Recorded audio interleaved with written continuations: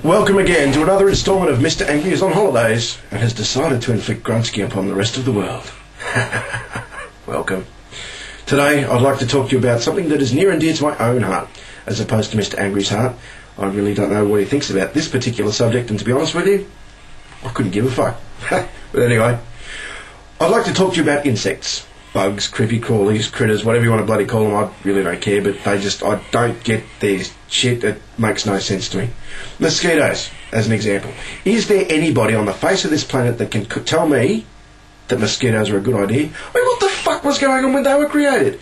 There's this little bloody annoying insect flying around, sticking its proboscis into us, sucking on some blood, having a good old feed. Look, I know they've got to eat, and I wouldn't mind donating a couple of drops of blood if only it didn't fucking itch.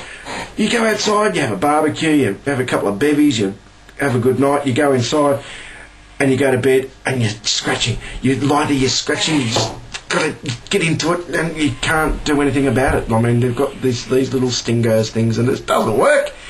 It's just money-making shit because you end up scratching and you can't sleep because of it. Look, I know that there are Aussies sitting here going, hasn't this tool heard of AngryAussie?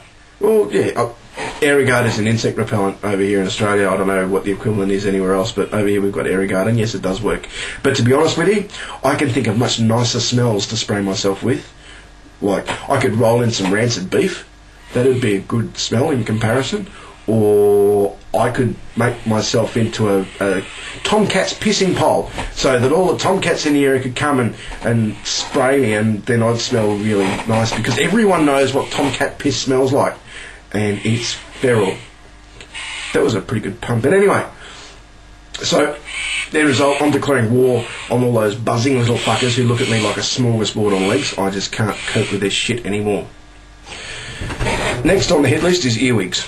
Nasty little fuckers, them. They look like little pincers on legs. They're not very nice. But anyway, I can't say I've ever been bitten by one. I reckon it'd hurt, but, you know, they're insects. What do you expect? The problem with earwigs is that they have the habit of munching on my vegetable garden. Yes, folks, I have a garden. Yes, I'm growing vegetables and trying to be a little bit self-sufficient.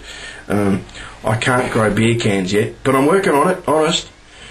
I've never actually tried to grow plants before, and it's a new thing to me. I'm very excited about it. I've got chilies and radishes and tomatoes and carrots and all sorts of shit growing, and I'm really excited. I want to be able to eat some of this stuff, but I'll never get the chance because the earwigs are attracted to water. We're in the middle of a big drought over here in Australia, and so you've got to water your plants, otherwise they die. So you water your plants, and the earwigs come and they have a little bit of a drink, and they go, "Fuck! Look at this!